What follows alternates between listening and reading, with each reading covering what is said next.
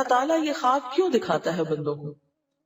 اور یہ ایک ایسا عمل ہے کہ جو انسان جس پہ قابو نہیں پا سکتا، جو انسانی ڈسکوری سے باہر ہے کہ ایسا کیوں ہوا۔ آپ دیکھیں کہ انسان دو چیزوں کا مجموعہ ہے، ایک اس کا جسم ہے اور ایک اس کی روح ہے۔ جہاں یہ دونوں آپس میں ایک دوسرے سے موافقت کرتے ہیں، ایک دوسرے کے ساتھ کوآرڈینیٹ کر رہے ہیں، وہاں یہ ایک دوسرے سے کشمکش بھی کرتے ہیں۔ بعض اوقات جسمانی خواہشات روح پر غالب آ جاتی ہیں، بعض اوقات روحانی کیفیات جسم پر غالب آ جاتی ہیں۔ عام طور پر دن میں جب ہم دنیا کے کام کر رہے ہوتے ہیں تو ہمارا جسم ایکٹیو ہوتا ہے، اور اس کا نتیجہ کیا ہوتا ہے کہ روح کی جو کار فرمائیاں وہ ذرا لو ہو جاتی۔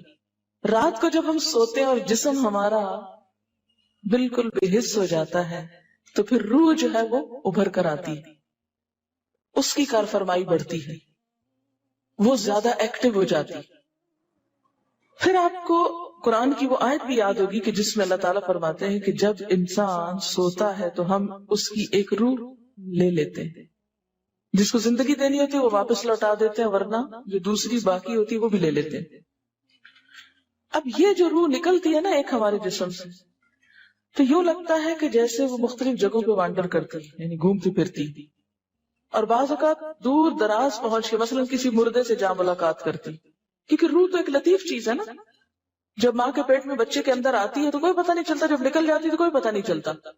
اسی طرح روح دیواروں کے پار بھی چلی جاتی ہے۔ قرآن پاک میں آتا ہے نا کہ اینما تکونوا یدرککم الموت ولو کنتم فی بروج مشیدہ، یعنی اگر بالکل ساؤنڈ پروف اور ہوا پروف جگہ پر بھی کوئی چیز رکھ دی جائے تو کیا ہوگا؟ روح وہاں سے بھی نکل جائے گی۔ یعنی روح کے لیے یہ مادی چیزیں رکاوٹ نہیں ہے۔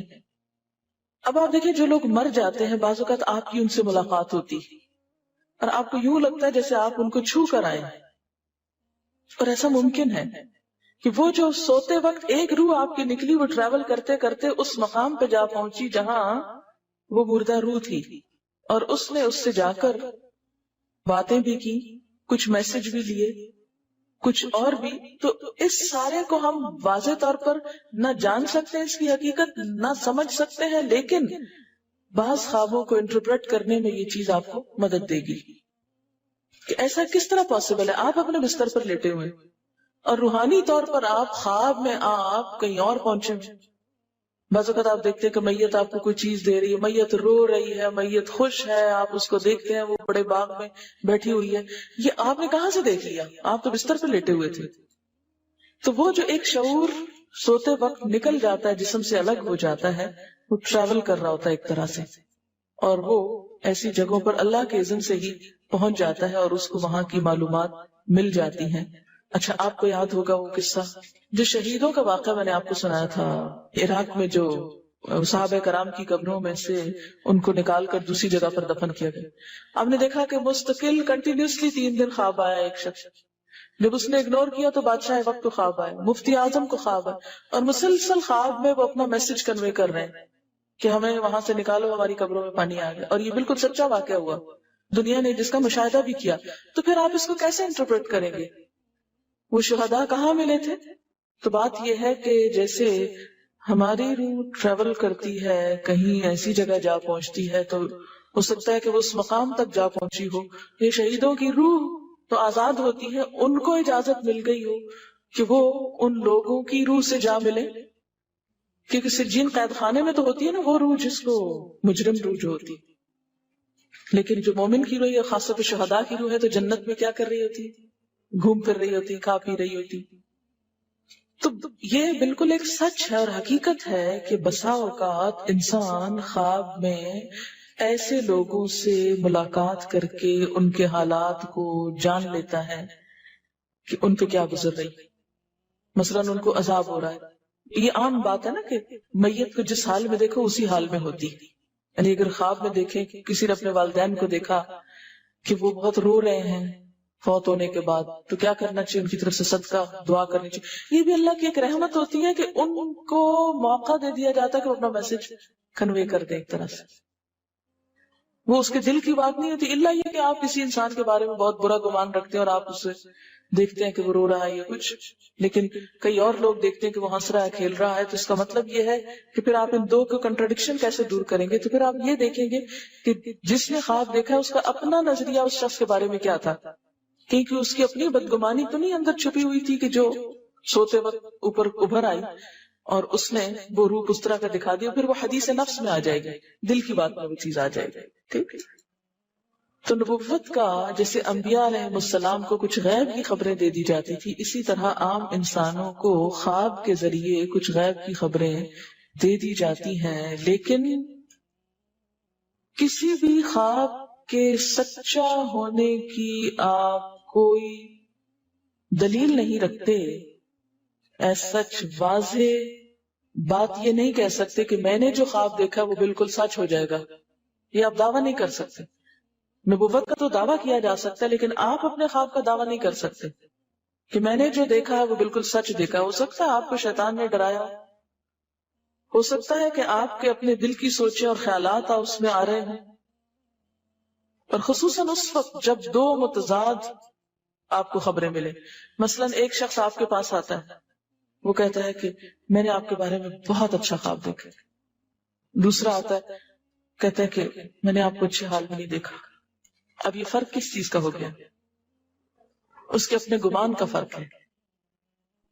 ایک آپ کے بارے میں گمان اچھا رکھتا ہے، وہ آپ کو اچھا دیکھنا چاہتا ہے لہٰذا وہ آپ کو اچھا دیکھ رہا ہے، اور دوسرا آپ سے حسد رکھتا ہے اور وہ آپ کو ہر قیمت پہ ختم ہوتے دیکھنا چاہتا ہے. وہ ویسے تو مار نہیں سکتا آپ کو، لہذا خواب میں مار لیتا ہے اور خواب میں آپ کا حال برا دیکھ لیتا ہے.